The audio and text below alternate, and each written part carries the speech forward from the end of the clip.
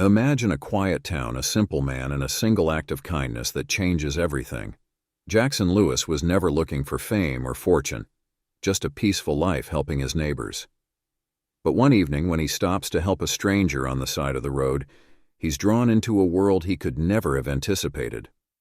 What starts as a simple gesture becomes a journey that challenges his beliefs, tests his values, and transforms his community in ways no one could have predicted. Dive into the story of how one man's kindness ripples through an entire town, leading to choices that reveal the true power of integrity and compassion. If this story of unexpected twists and heartwarming moments resonates with you, please hit the subscribe button below. The small town of Clearview was still asleep as Jackson Lewis began his morning routine. The sun had barely peeked over the horizon, casting a warm golden glow over the tree-lined streets. Jackson cherished this quiet time each morning, a moment of peace before the demands of the day set in.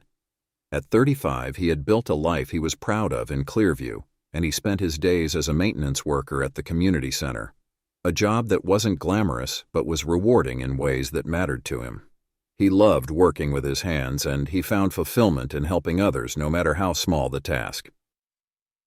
As he sipped his coffee on the front porch of his modest house, Jackson felt a deep sense of contentment. His home wasn't large, but it was cozy and filled with memories. It had been his parents' home before it was his, and he had spent countless afternoons as a child running around the oak-shaded yard, learning the value of hard work and kindness. Those values had stayed with him into adulthood, guiding his every action. For Jackson, kindness was simply a way of life, a principle he lived by without a second thought. That evening, after a long day of fixing leaky faucets, repairing creaky doors, and lending a hand wherever needed, Jackson hopped into his old pickup truck and began his drive home. The winding road that led out of town was a familiar route, one he had taken hundreds of times. The sun was beginning to set, casting a warm, golden light across the landscape. Jackson felt the tension of the day melt away, enjoying the solitude and the rhythm of the road as he drove. As he rounded a bend, he noticed a car parked on the shoulder, its hazard lights flashing in the dimming light. Curious, Jackson slowed down, peering through his windshield to get a better look. A woman stood beside the car, her face a mixture of frustration and anxiety as she examined a flat tire. Without hesitation, Jackson pulled over, feeling an instinctive urge to help. He knew what it was like to be stranded in a bind, and he'd never been one to pass someone by who looked like they needed help. As he stepped out of his truck, the woman looked up, clearly relieved to see him. She was in her late 20s with blonde hair pulled back in a neat ponytail and dressed in business attire, a pencil skirt and blouse, slightly rumpled as if she'd been trying to fix the tire herself. Jackson noted the small scuff marks on her shoes and the dust on her clothes. It was clear she'd been struggling on her own for a while. "Hi there," Jackson called out with a friendly smile. "Looks like you've got yourself a flat." The woman nodded, visibly flustered. "Yeah, I don't know much about cars," she admitted, her voice carrying a hint of embarrassment. "I tried to figure it out, but I think I only made things worse." Jackson chuckled softly, immediately putting her at ease. "No worries, ma'am. I've changed more tires than I can count. I'll have you back on the road in no time." She looked at him with genuine relief. "Thank you so much. I didn't know what I was going to do." "Glad to help," Jackson replied.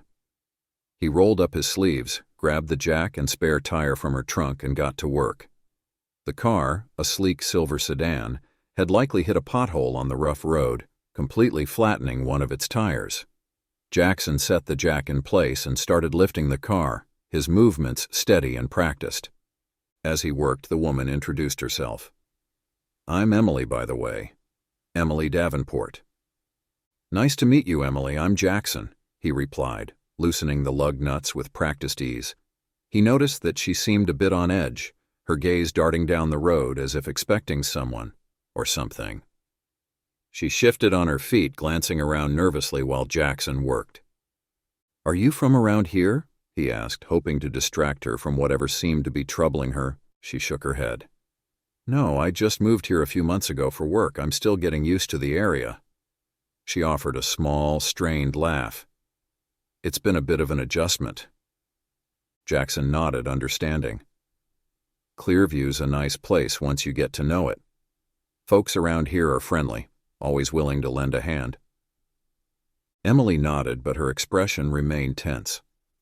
Jackson couldn't help but wonder what was on her mind. She seemed more than just inconvenienced by the flat tire. There was a nervousness in her manner, an urgency she couldn't quite conceal. Within minutes, Jackson had replaced the flat tire with the spare and secured everything. He lowered the car back down, tightening the lug nuts to make sure it was safe to drive. "There you go," he said, stepping back to admire his work. "You should be good to go now. Just make sure to get that tire repaired or replaced soon. The spare's only meant for short distances." Emily exhaled a deep breath, a mixture of relief and gratitude washing over her. "Thank you, Jackson. Really, I don't know what I would have done if you hadn't stopped." Jackson shook his head modestly. "It's no trouble at all. Just glad I was passing by when I did." Emily reached into her purse and pulled out a small stack of bills, holding it out to him. "Please take this. It's the least I can do for all your help." Jackson looked at the money and then back at Emily, a gentle smile crossing his face. "I appreciate the offer, ma'am, but I can't take that. Helping out someone in need is payment enough." Emily hesitated, surprised by his refusal. "Are you sure? I feel like I owe you." Jackson shook his head firmly, his eyes kind. "I'm sure. Just drive safe and take care of that tire. That's all the thanks I need." Emily looked at him for a long moment as if trying to understand what kind of man would turn down easy money. Finally, she nodded, tucking the cash back into her purse. "Thank you, Jackson. I won't forget this." "You're welcome, Emily," he replied, giving her a friendly nod. "Take care now." With that, Jackson walked back to his truck, watching as Emily climbed into her car and started the engine. She gave him one last look, a mixture of gratitude and something else he couldn't quite place, before driving off into the fading light. As Jackson climbed into his truck, he thought about the encounter. It wasn't unusual for him to help someone out. He did it all the time. But something about Emily seemed different. He couldn't put his finger on it, but the nervous way she'd acted and the way she'd looked around as if expecting trouble stuck with him. He shrugged it off as he started his truck and headed home, figuring that people had their own lives and worries. It wasn't his place to pry. He had done what he always did, helped someone in need, and that was enough. But as he drove home through the gathering darkness, Jackson couldn't shake a lingering thought. There was something about this simple act of kindness, something he couldn't quite define, that felt different. It was as if deep down he sensed that this particular good deed might lead to something more, something unexpected. But for now he pushed those thoughts aside, ready to settle in for a quiet evening at home, unaware of the chain of events his kindness had just set into motion. Jackson Lewis was up early the next morning, but his usual quiet routine was interrupted by an unexpected sight. Outside, a black SUV with tinted windows sat idling at the edge of his driveway, gleaming in the soft morning light.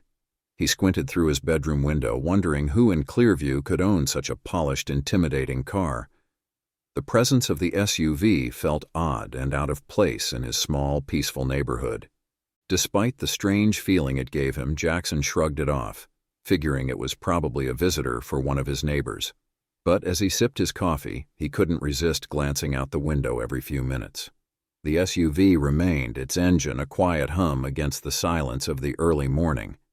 Unable to ignore his curiosity any longer, Jackson decided to step outside and see what this was all about.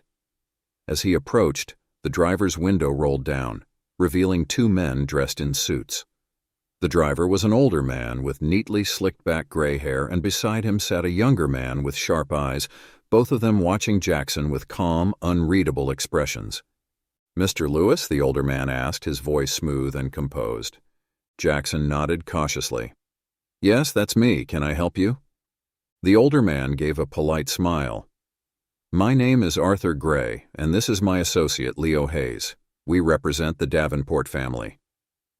The mention of the Davenport name brought Jackson back to the previous evening, when he had stopped to help a stranded woman on the roadside. "Emily Davenport," he murmured, realizing the connection. Arthur nodded approvingly. Yes, Miss Davenport spoke highly of your kindness. She was very grateful, and so are we. The Davenports value those who show genuine generosity, and they're not used to strangers helping them without expecting something in return. Jackson felt a mix of pride and discomfort. He'd never helped someone expecting gratitude or reward, and he didn't see his actions as anything out of the ordinary. It was no big deal, he replied. She needed help, so I stopped. Arthur's smile grew, showing a hint of admiration. That's precisely why we're here, Mr. Lewis. The Davenports value loyalty and integrity, and they wanted to express their appreciation. The younger man, Leo, who had been silent until now, leaned forward slightly, his gaze fixed on Jackson. The family is in a position to offer you something meaningful, Mr. Lewis. Financial support, connections, resources. With their help, you could achieve more than you might have imagined. Jackson felt the weight of their words. He'd always prided himself on being self-reliant, content with his modest life in Clearview. The idea of being drawn into the Davenports' world felt foreign, even unsettling. But he also knew that a connection with a family as powerful as theirs could bring resources his community could truly benefit from. I'm not sure what you're offering, he said slowly, choosing his words carefully, but I'm just a man who helped someone out. I don't need anything in return. Arthur's gaze held steady, his tone respectful yet subtly persistent. We understand, Mr. Lewis, but the Davenports see potential in people like you, those who help without thinking of themselves. They want to offer you an opportunity to do more, to bring real change to your community if that's something you're interested in. The offer lingered in the air between them, and Jackson could feel the unspoken expectations. He knew that this wasn't just a thank you gift. There would be obligations, ties he'd be bound to if he accepted. And yet the possibilities the Davenports hinted at were hard to ignore. Jackson crossed his arms, considering his next words. If I did accept help from the Davenports, I'd want it to be for Clearview, not for myself. My loyalty is to this community. Arthur exchanged a quick glance with Leo before nodding. Of course, the Davenports respect those who are committed to their roots. They want to offer resources for Clearview's growth, not just a personal reward. But loyalty is a two-way street, Mr. Lewis. If the Davenports extend their support, they expect respect and a degree of cooperation. Jackson felt a subtle pressure in Arthur's tone, but tried to ignore it. I understand. But I'd have to be sure this was a partnership that respects Clearview's needs, not just the family's. Arthur's smile didn't waver. He reached into his coat and pulled out a sleek black card, holding it out to Jackson. If you decide to accept the offer or wish to discuss it further, call us. The Davenports believe in standing by those who support their family, and they'd be pleased to do the same for you. Jackson took the card out of courtesy, more intrigued than anything. I'll think about it, he replied, still cautious. Arthur and Leo nodded politely, rolling up the window as the SUV's engine roared to life. Jackson watched them drive away, feeling the weight of the card in his hand. It was a simple card, elegant and understated, with only a phone number printed on it. Yet it represented a choice, one that could change everything he had worked for. Later, as he spent the day at the community center, Jackson found his thoughts wandering back to the Davenports' offer. He imagined what he could do with their resources. Expand the center, create scholarships, bring new programs to Clearview. But every thought of those possibilities was tinged with caution. He knew that nothing came without strings, and the Davenports' subtle insistence on loyalty suggested a future in which his independence might be compromised. That night, as he lay in bed, the black card sat on his nightstand, a quiet reminder of the encounter. Jackson didn't know if he'd ever call that number, but he couldn't ignore the sense that his life had been touched by something far bigger than a simple act of kindness. The Davenports had made their presence known, and he had a feeling that it was only the beginning. As he drifted off to sleep, Jackson knew that his simple life in Clearview might soon change, and he wasn't entirely sure he was ready for it. Jackson couldn't shake the unease from his meeting with Arthur Gray and Leo Hayes. Their polished manner and Leo's pointed words lingered in his mind. The sleek card they left him sat on his kitchen table, a constant reminder of their unexpected visit and the unusual offer they'd made on behalf of the Davenports. The Davenports weren't a family known for hearing no. Clearview was a small town, but everyone knew of the powerful family whose influence reached far beyond its borders. The Davenports were charitable but also fiercely protective of their own. Jackson wondered why a simple act of kindness had attracted such elaborate attention, and he suspected it was about more than gratitude. Days passed, and Jackson found himself increasingly torn over the offer. He was proud of the life he'd built on his own terms, without relying on wealth or power. But he couldn't ignore the good that the Davenports' resources might bring to Clearview. Sitting on his porch one afternoon, Jackson weighed the possibilities, trying to make sense of his own conflicting thoughts. "What's got you looking so serious, Jackson?" a familiar voice called out. Jackson looked up to see his neighbor Hank, who had known him long enough to spot when something was bothering him. Jackson hesitated, but eventually explained everything: his encounter with Emily, the visit from Arthur and Leo, and the Davenports' strange offer. Hank listened, eyebrows raised as Jackson described the polished men and the weight of their proposal. When Jackson finished, Hank whistled low. "Well, that's something. Can't even help someone with a flat tire without catching the attention of the rich and powerful." Jackson chuckled, but his smile faded. "It feels strange, Hank. I'm just a regular guy. Why all this trouble?" Hank shrugged. "The Davenports don't do anything halfway. Maybe they're just as serious about rewarding people as they are about everything else." "Maybe," Jackson murmured. "But accepting something so big. I didn't help Emily expecting anything. It just felt like the right thing to do." "That's probably exactly why they're interested in you," Hank said. "They're used to people who always want something in return. When they meet someone who doesn't, that's a big deal to them." Jackson nodded, still conflicted. "But I keep thinking about what good I could do for Clearview with their help. The community center could use more funding. There are kids here who'd benefit from scholarships and training. The Davenports could make that happen in no time." Hank thought about it, nodding. "Just think of what Clearview could gain with that help. You wouldn't be lining your own pockets. You'd be helping folks who need it." "But at what cost, Hank?" Jackson asked, his voice quiet. "There's always a price." Hank looked down the road as if trying to see the future himself. Finally, he replied, "It's your decision, Jackson. But don't do it out of guilt or obligation. And don't let anyone rush you.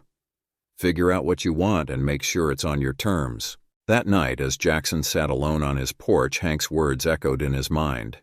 If he was going to accept the Davenports' offer, it had to be in a way that honored his values and helped his community, not in a way that would leave him beholden to them.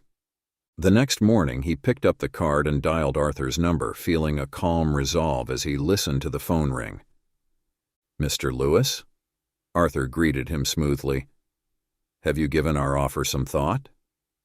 "Yes," Jackson replied, "and I have a few conditions." There was a brief pause, then Arthur's intrigued voice said, "Go on." "I want the support to go toward specific things," Jackson explained. "Funds for the Clearview Community Center and scholarships for local students. This town could really benefit from that, and I could never make it happen on my own." Arthur listened thoughtfully, and when he finally spoke, there was a note of respect in his tone. "I think the family will find that arrangement agreeable, Mr. Lewis. They appreciate people who have a clear vision and use their influence to uplift others." Jackson exhaled, both relieved and wary. "One more thing," he added. "No strings attached. This isn't about me. It's about doing something good for Clearview. If I ever get the feeling this is about control or influence, I'll walk away." Arthur chuckled lightly. "You have my word, Mr. Lewis. The Davenports simply value those who show kindness to their family. Consider this a gesture of goodwill." Jackson thanked him, and after they hung up, he sat on his porch feeling the weight of his decision. He had accepted the offer, but on his terms.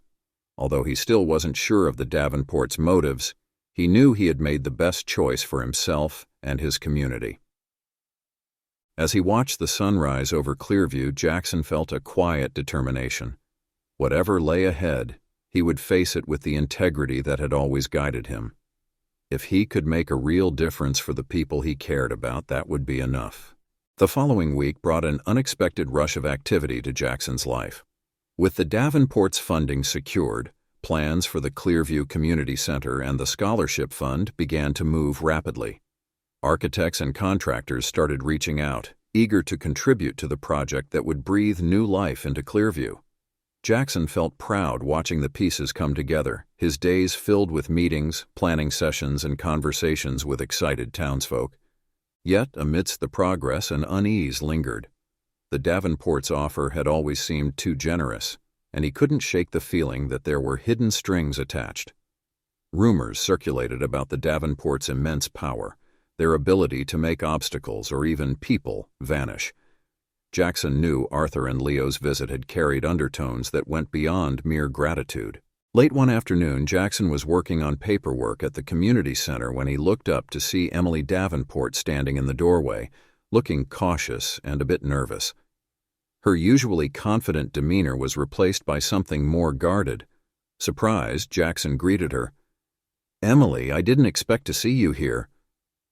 She offered a tense smile and glanced around to ensure they were alone before stepping further into the room.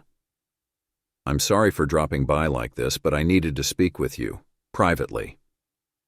Jackson motioned for her to sit, curiosity and concern mounting. Once seated, Emily's face grew serious, her hands clasped tightly in her lap. After a pause, she spoke, her voice low.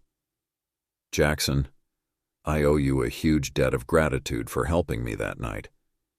But there's something I didn't tell you. I wasn't just dealing with a flat tire. I was trying to escape." "Escape?"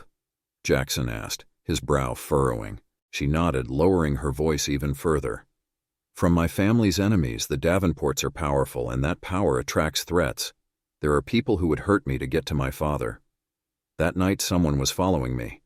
I didn't want to involve my family or cause a confrontation, so I thought I could slip away quietly.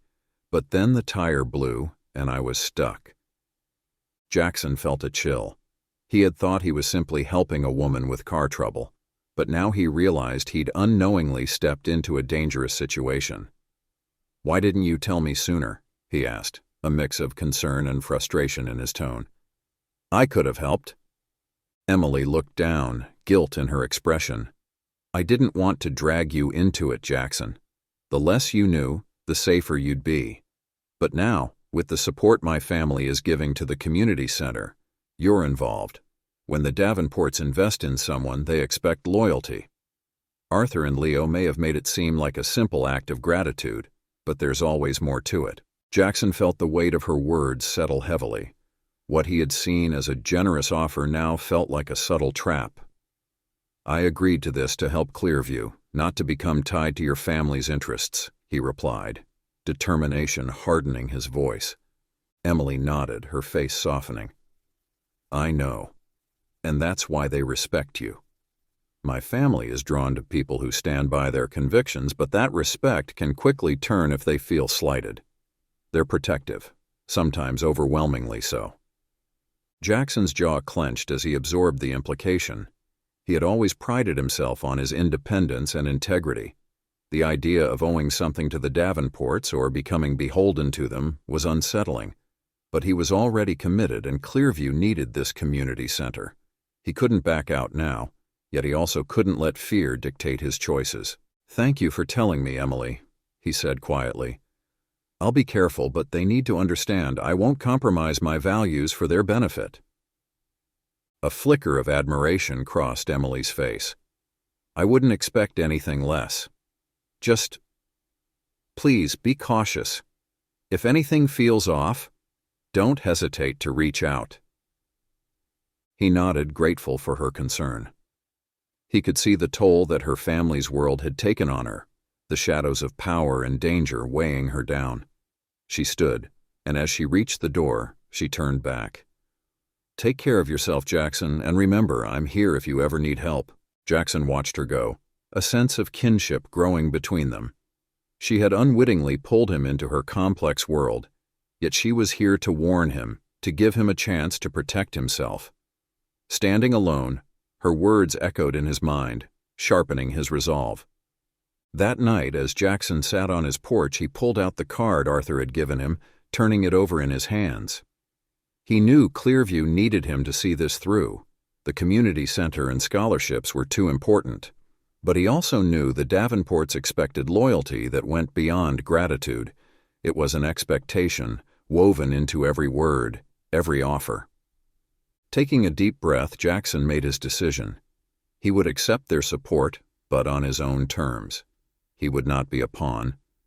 If the Davenports couldn't respect that, then he was prepared to walk away, regardless of the consequences. As he looked out over his quiet street, Jackson felt a renewed sense of determination. Whatever challenges lay ahead, he would face them with the same honesty and independence that had guided him all his life. His commitment was to Clearview, and he intended to keep it that way. The next few weeks marked a turning point for Jackson. Clearview's community center project was underway, with the Davenports' promised funding flowing in faster than anyone had expected. Contractors were hired, equipment began arriving, and plans for a scholarship fund were also set in motion. But despite the excitement surrounding these developments, Jackson felt as if he were standing at a crossroads. He was grateful for the support, yet Emily's warning echoed in his mind. It wasn't long before his apprehension turned into reality. Early one morning, Jackson received a phone call from Arthur Gray. "Good morning, Mr. Lewis," Arthur's smooth voice greeted him over the line. "I trust everything is proceeding well with the community center." "Yes, things are moving along thanks to your family's support," Jackson replied, trying to keep his tone neutral. "The people of Clearview are really looking forward to it." "I'm glad to hear that," Arthur said, but his tone shifted slightly, taking on a businesslike edge. "Actually, I wanted to discuss something with you. My associates and I will be visiting Clearview this week, and we'd like to meet with you to go over a few details." Jackson's grip on the phone tightened. He had hoped to keep his interactions with the Davenports to a minimum, but he knew he couldn't refuse. "Of course," he replied, hiding his reluctance. "Just let me know when." Arthur arranged to meet at a local restaurant, and Jackson felt a knot of tension form in his stomach as the day approached. He sensed this meeting would be about more than project updates. When the day arrived, Jackson put on his best shirt and headed to the restaurant. He found Arthur and Leo already seated at a private table, their expressions unreadable but their postures relaxed, as if they already knew how the meeting would unfold. "Mr. Lewis," Arthur greeted him with a professional smile as Jackson took a seat. "Thank you for meeting us." Jackson nodded politely, glancing from Arthur to Leo, who offered him a faint smile that didn't reach his eyes. Arthur wasted no time getting to the point. "As you know, the Davenports have invested significant resources into the Clearview project," he began, his tone respectful yet firm.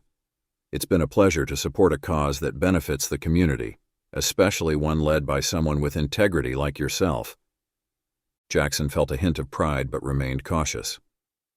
"Thank you, Arthur. I've always believed in the power of giving back." "Exactly," Arthur replied, his eyes gleaming. "And that's why I think you'll understand what I'm about to say. My family appreciates loyalty, Mr. Lewis. When they invest in someone, they hope that individual will show a similar commitment in return." Jackson felt a twinge of unease. "I've been committed to making this project succeed. Isn't that what this is all about?" Arthur exchanged a glance with Leo before continuing. "Of course, and we're very pleased with the progress.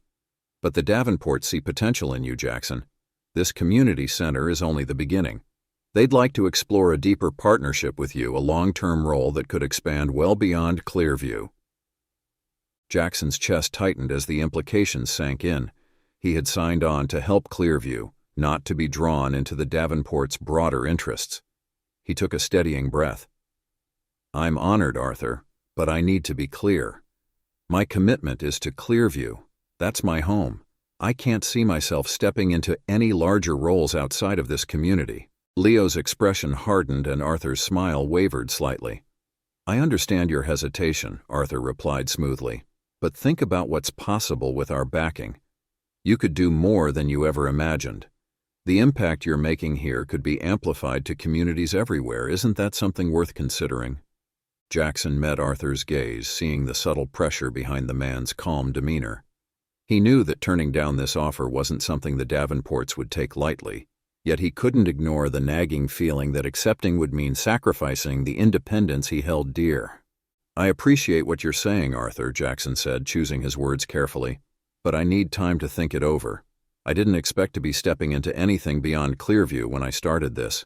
Arthur inclined his head, his expression understanding, though Jackson could sense his disappointment. "Of course, take the time you need, but know that the Davenports are very selective in their partnerships. They value loyalty and a shared vision, and they don't make offers like this lightly." The unspoken message was clear. The Davenports had given him an opportunity they didn't extend to just anyone, and turning it down could have consequences. Jackson thanked them and left the restaurant feeling as if he were carrying a heavier burden than before. This offer, disguised as an opportunity, felt more like a crossroads than anything else. A choice between independence and allegiance to a family that, while generous, demanded a price he wasn't sure he wanted to pay. As he walked through the quiet streets of Clearview, his mind raced. The Davenports' backing had already transformed the community center from a dream into a reality. But if he were to continue with them, he feared that he might lose control, that the projects he cared about would become instruments of the Davenports' influence. He needed clarity, and he knew exactly where to go for it. Later that evening, Jackson visited his Aunt Clara, the woman who had been his rock since childhood. Wise and straightforward, Aunt Clara had a way of seeing through the fog of uncertainty. She welcomed him with a warm smile, but as he explained the situation, her expression grew serious. "So they want you to expand beyond Clearview, is that it?" she asked, her voice soft but discerning. Jackson nodded, frustration slipping into his tone. "They're acting like they're offering me the world, and maybe they are, but it doesn't feel right, Aunt Clara. I just wanted to help my community, not be some pawn in their grand plans." Aunt Clara watched him for a long moment, her wise eyes studying his face. "Jackson, you've always followed your heart, and that's led you here. But if taking their offer means losing a part of who you are, then it may not be worth it no matter what they promise." Jackson sighed, feeling the weight of her words settle over him. "I know. I just don't want to let Clearview down. I don't want this project to suffer because I decided to go my own way." She reached out and placed a comforting hand on his arm. "The people of Clearview don't need a puppet.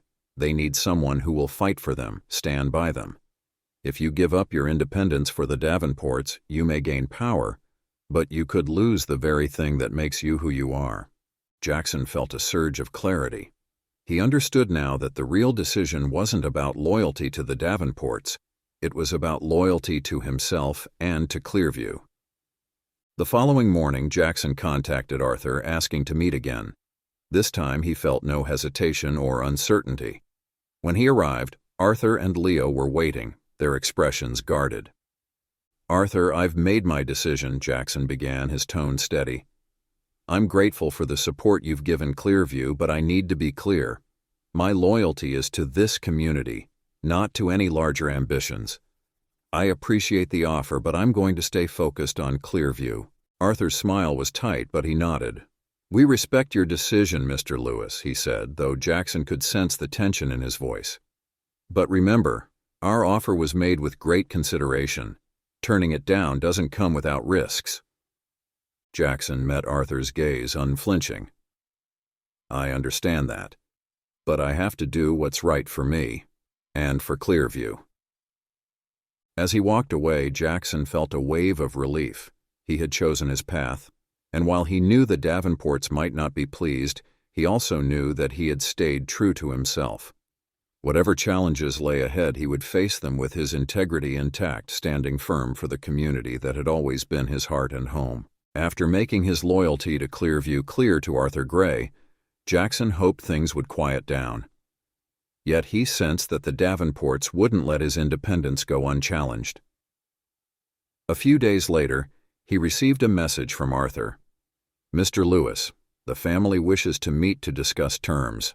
The details of our arrangement should be clarified for mutual understanding." Jackson knew this wasn't just about clarification. The Davenports wanted to secure more control, but he was determined to keep their influence limited. He needed their support for the community center and scholarship fund, but he refused to become a pawn. They agreed to meet at Clearview's only hotel, a modest venue worlds apart from the luxury the Davenports were used to. Jackson arrived early, his mind focused on how to navigate the discussion and uphold his principles. When Arthur and Leo entered, they greeted Jackson with serious expressions, immediately getting down to business. "Mr. Lewis," Arthur began, opening a sleek folder, "the family respects your commitment to Clearview. They admire individuals with dedication, but they expect assurances. With any significant investment, there's an expectation of mutual benefit." Jackson met his gaze. "I understand the need for assurances, but my priority is Clearview. I won't compromise its values or allow outside influence over its needs." Arthur's expression was unreadable, but his eyes hinted at irritation. "Of course, the family is not questioning your intentions. They're committed to supporting Clearview, but they're asking for something in return. Occasional assistance with projects where a trusted, respected local presence like yours would be beneficial." Leo leaned forward, adding, "Your integrity and standing in Clearview are valuable to them. They want you to consider lending your support when they need it." Jackson understood the implications. The Davenports intended to use him as a local representative, a face of their influence. His frustration grew, knowing this wasn't just about generosity, but about asserting control. "My focus is Clearview. I'm willing to work with the Davenports, but I can't be expected to support causes that don't align with my town's interests." Arthur and Leo exchanged a glance before Arthur responded, "Mr. Lewis, this is a partnership. We're not asking you to compromise your values. We're offering an opportunity to expand the resources for Clearview. Refusing to collaborate, however, could limit our support." Jackson felt the pressure but stood firm. "Clearview will benefit from the work we do here. That should be enough. If it's not, then perhaps this partnership isn't right." Arthur's gaze sharpened. "The Davenports don't engage in one-sided relationships. If they see no benefit, they may reconsider their involvement. Are you prepared for that?" Jackson took a steadying breath, realizing the gravity of his stance. If he gave in, he risked becoming a figurehead for the Davenports' interests. But if he held firm, he could lose their support. Finally, he replied, "Clearview deserves a leader committed to its future without compromise. If that means risking this partnership, then so be it." A flicker of admiration crossed Arthur's face, but his tone stayed measured. "Very well, Mr. Lewis, we'll relay your terms, but know this: the Davenports expect respect, not obedience, but loyalty." Jackson nodded, understanding that this was as close to an agreement as they would reach. He extended a hand to Arthur, who shook it with a faint smile. Leo, however, watched him, his gaze unwavering, as if gauging Jackson's resolve. As Jackson left the meeting, he felt a blend of relief and caution. He had secured his autonomy, but he knew there was a line now, an unspoken warning. The Davenports had accepted his terms, but their patience had limits. In the weeks that followed, construction on the community center progressed steadily.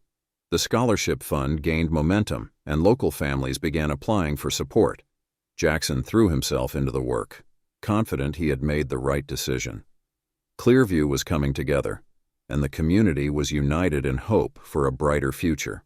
One evening, after a long day at the center, Jackson found a letter slipped under the door. It was from Arthur. The message was brief and pointed. "The family is pleased with your dedication, Mr. Lewis. Remember, our partnership is built on mutual respect. We expect that respect to be honored in kind." Jackson folded the letter and set it aside, a subtle reminder of the delicate balance he was maintaining. He would honor their agreement, but on his own terms. The Davenports could keep their world of power and influence. He belonged to Clearview, and that wasn't going to change. As he walked home under the fading twilight, Jackson felt a renewed sense of purpose. The road ahead might be difficult, but he knew he was ready to face it. He had chosen a path that kept him true to himself and to the people of Clearview. No matter the challenges that lay ahead, he was determined to protect his independence, knowing it was worth every risk. Months passed, and the Clearview Community Center stood proudly at the heart of town, a symbol of hope and resilience. The building was bright and welcoming, its walls painted with murals created by local artists, and every room filled with resources designed to uplift and empower. For Jackson, it represented more than just bricks and mortar. It was a testament to what could be achieved when a community came together with shared purpose. Since the center's opening, Jackson had poured his heart and soul into making it a haven for Clearview. There were after-school programs for children, job training for adults, and counseling services for families. The scholarship fund was thriving, and several young students from Clearview had already received grants to pursue higher education, something that had once seemed out of reach for many in the small town. Each time Jackson watched a young person enter the center, brimming with potential and excitement, he felt a swell of pride knowing that he had played a part in giving them this opportunity. Despite his concerns, the Davenports had kept their word. They continued to provide financial support, but they maintained their distance, respecting the terms Jackson had insisted upon. The subtle reminders about loyalty had ceased, and Jackson no longer felt like he was navigating a minefield. Instead, he felt a quiet sense of gratitude that he had been able to negotiate the arrangement on his terms, ensuring that the center would be guided by the needs of Clearview alone. One crisp autumn morning, Jackson arrived at the center to find a crowd gathering outside. People from all over Clearview had come together, and the mood was festive. Today was a special occasion. The community was dedicating a new wing to the center, a space for health and wellness services that would provide free checkups, health education, and mental health resources to anyone in need. As he walked through the crowd, Jackson was greeted by familiar faces, each offering a smile or a word of thanks. He spotted Aunt Clara near the entrance, her face beaming with pride. She had been a constant source of support, and her advice had helped him stay true to his values in the face of temptation. Seeing her now, Jackson was reminded of the importance of holding on to his principles and of the quiet strength she had instilled in him. The ceremony began with speeches from local leaders, each one praising the impact the community center had made.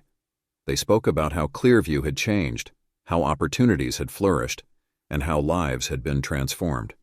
As Jackson listened, he felt a deep sense of fulfillment, knowing that he had helped make a lasting difference. Finally, the mayor invited Jackson to speak. The crowd fell silent as he stepped up to the podium, his eyes sweeping over the faces of his neighbors, friends, and family. He took a deep breath, feeling a mix of pride and humility. "Thank you," he began, his voice steady. "Today isn't just about this new wing or even about this center. It's about what we can achieve when we come together, when we choose kindness, and when we believe in each other's potential." He paused, his gaze drifting toward the children playing nearby, and his thoughts returned to that fateful evening on the roadside, when he had stopped to help Emily Davenport. "This entire journey began with a simple act of kindness," he continued, "a moment when I saw someone in need and decided to help. Little did I know that helping a stranger would lead to this incredible chapter in Clearview's story." The crowd murmured in agreement, and Jackson saw nods and smiles throughout the audience. He had always believed in the power of small acts, but the events of the past months had shown him just how far kindness could ripple. "Over the past year, I've learned that the true measure of success isn't found in wealth or power, but in the lives we touch and the legacy we leave behind," he said, his voice growing stronger. Clearview is a testament to that legacy, a legacy of compassion, community, and resilience. Every person here has played a role in creating this center, and it belongs to each of you. Together, we've built something that will last, something that will continue to serve our community for generations. He concluded his speech with heartfelt thanks to everyone who had supported the center, and as he stepped down from the podium, the crowd erupted in applause. Children rushed forward to shake his hand. Families gathered around to thank him, and he even spotted a few tearful eyes among the audience. For Jackson, this was the highest honor he could have received. the love and gratitude of his community. After the ceremony, as people explored the new wing, Jackson took a quiet moment to reflect. He stood near the entrance, watching as people filled the center with laughter and excitement. Aunt Clara joined him, resting a hand on his shoulder. "You did good, Jackson," she said, her voice filled with pride. "This center is more than just a building. It's a part of you, of all of us. You've given Clearview a gift it will never forget." Jackson smiled, deeply moved. "I couldn't have done it without the support of the community and your advice," he replied, giving her hand a gentle squeeze. As they stood together, Jackson noticed a familiar figure approaching, the sleek black SUV parked discreetly on the street. Arthur stepped out, his expression respectful as he made his way toward them. Jackson braced himself, unsure of what to expect, but Arthur's demeanor was different this time. He extended a hand, offering Jackson a genuine smile. "Congratulations, Mr. Lewis," Arthur said. "The family is pleased with everything you've accomplished here. This center is a remarkable achievement." Jackson accepted the handshake, nodding. "Thank you, Arthur. I appreciate the support you and the family have provided. Clearview couldn't have done it without you." Arthur's smile grew a touch warmer. "The Davenports respect people who stand by their convictions, Jackson. You're an example of integrity, and we're honored to have supported this project." Jackson took a deep breath, feeling a weight lift. It seemed that the Davenports had finally accepted his terms and respected the boundaries he had set. Arthur turned to leave, but paused, glancing back at Jackson. "If you ever need assistance in the future, you know how to reach us. But no obligations. We're simply here if you need us." With that, Arthur nodded and walked back to the SUV, leaving Jackson with a sense of closure. He had fought to maintain his independence, and he had won. He had proven that it was possible to accept support without compromising one's values, and now he could continue his work in Clearview on his own terms. As the sun dipped lower in the sky, casting a warm glow over the town, Jackson felt an overwhelming sense of peace. The community center was thriving. The scholarship fund was helping young people chase their dreams, and Clearview was stronger and more united than ever before. He knew that this was only the beginning of a legacy that would carry on long after he was gone, a legacy rooted in kindness, resilience, and the strength of a community. That evening, as Jackson walked home, he was greeted by neighbors and children playing in the streets, their faces lit with smiles and hope. He couldn't help but feel grateful for the path he had chosen. The road had been uncertain, filled with challenges and difficult choices, but it had also been deeply rewarding. In the end, Jackson realized true legacy wasn't about recognition or power. It was about leaving the world better than he'd found it, one act of kindness at a time. As Jackson's story shows, sometimes the smallest act of kindness can set off a chain of events that changes lives, our own and those around us. In a world where people often seek power and recognition, Jackson chose compassion and integrity, leaving a legacy that will live on in his community. His journey reminds us all that real strength lies not in wealth or influence, but in staying true to our values and uplifting those around us. If this story touched your heart, don't forget to hit that subscribe button. Join us for more tales of resilience, compassion, and the power of everyday kindness. Thank you for watching, and remember, every small act of kindness counts.